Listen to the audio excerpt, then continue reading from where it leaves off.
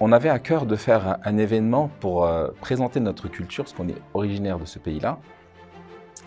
Et on pense que quand on connaît une culture ou un pays ou un peuple, eh ben les liens se font beaucoup plus facilement. Et étant franco-turc, français, c'était vraiment important pour nous de faire connaître cette culture avec sa gastronomie, avec ses métiers, tout ce qui est artisanal. On a vraiment une richesse à faire découvrir. Et on avait pour ambition de faire voyager les Mosellans, les Messins, les personnes de la région Grand Est, tout en restant chez eux. Et c'est les artisans qui vont venir de Turquie, en partenariat avec la région Grand Est.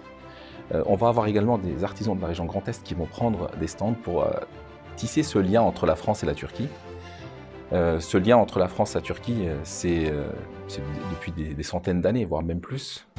Donc nous, on avait à cœur de participer à ça. Et ce projet a vraiment pour ambition de faire voyager tout le monde tout en restant dans la région. On a beaucoup d'exposants, mais on a une partie culturelle.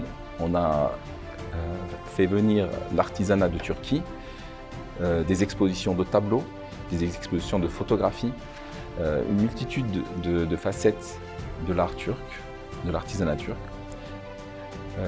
Pour tout ce qui est gastronomie, on a un chef étoilé, médaillé d'or d'ailleurs, qui va venir avec une équipe de 7 personnes faire découvrir d'autres plats que ce qu'on connaît ici nous. Il n'y a pas que le kebab, il y a vraiment des plats très riches et ça c'est fait aussi. On a une partie animation avec des chanteurs, on a une partie spectacle avec les derviches tourneurs qui vont venir expressément de Konya, une ville de Turquie où le soufisme a été né. Nous avons des sportifs de haut niveau, des médaillés olympiques, médaillés mondiaux. On avait à cœur de faire venir une équipe qui est championne du monde de football handisport. C'est l'équipe de Turquie handisport football. Ils ont gagné le championnat du monde là. Il y a le directeur technique et le capitaine qui vont nous faire l'honneur d'être présents. Et on veut à chaque fois faire ce lien avec la France. Donc on cherche également à avoir des champions français, notamment en karaté, notamment en taekwondo, parce qu'on a des champions qui viennent.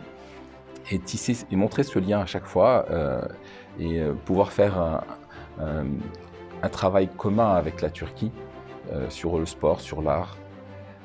Mais on a également des expositions commerciaux où des exposants peuvent venir montrer leurs produits, faire découvrir leur entreprise, ce qui va nous permettre, espérons-le, de pouvoir faire ça tous les ans maintenant.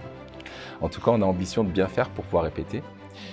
Et on a subi la catastrophe que vous connaissez avec ce séisme qu'on ne peut pas décrire. Alors avec mon ami Touran, on est parti avec une équipe de 15 personnes sur place. Il y avait 8 personnes qui étaient sauveteurs. Dedans, il y avait 3 médecins, 3 infirmières et il y avait une sage-femme dans l'équipe de sauveteurs. On a travaillé sur place pour essayer de sortir des personnes des décombres. Ça a été très difficile pour nous, très très compliqué. Les premiers jours ont été vraiment monstrueux. On avait l'impression de vivre la fin du monde sur place, pas d'eau, pas d'électricité, le froid, très très difficile.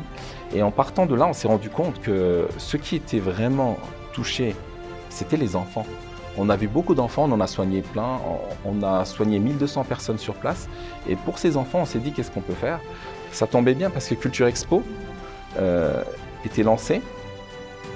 Et on s'est dit, nous, ce qu'on va voir avec la Turquie et avec la Syrie, c'est de faire en sorte que s'il y a des bénéfices, et ça va nous permettre de faire construire une école en Syrie et une école en Turquie.